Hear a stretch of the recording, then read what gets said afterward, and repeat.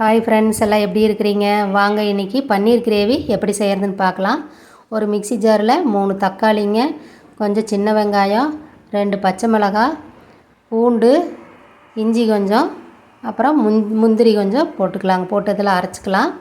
அப்புறமா ஒரு கடாயில் பட்டை, கிராம்பு, சோம்பு, கசகசா, பிரிஞ்சி இலை இதெல்லாம் போட்டுக்கலாங்க. அதுக்கப்புறமா பெரிய வெங்காயம் கட் பண்ணி வச்சுருக்கிறேன், அதையும் போட்டு வணக்கிக்கலாம்.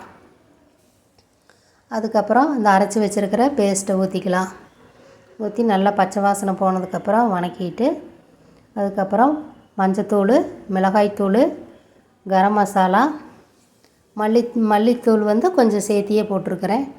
2 ஸ்பூன் அளவு போட்டிருக்கேன். கரம் மசாலா கொஞ்சம் போட்டுட்டு அதையும் கொஞ்சம் நல்லா பச்சை வாசனை போகிறதுக்கு வணக்கிக்கிட்டு, இஞ்சி பூண்டு பேஸ்ட்டு, அப்புறம் தயிர் 1 ஸ்பூன் போட்டு நல்லா வணக்கிக்கலாம்.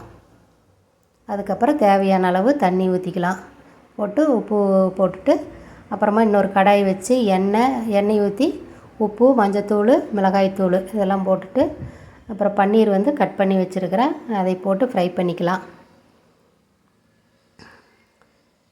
இது கொஞ்சமாக ஃப்ரை ஆனால் போதுங்க.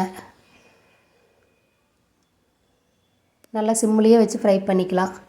அப்புறமா அது கொதிச்சதுக்கப்புறம் அதில் எடுத்து போட்டுக்கலாங்க பன்னீரை. இது ஒரு கொதி வந்தால் போதுங்க. அதுக்கப்புறம் கஸ்தூரி மேத்தி கொஞ்சம் போட்டுட்டா ரெடிங்க.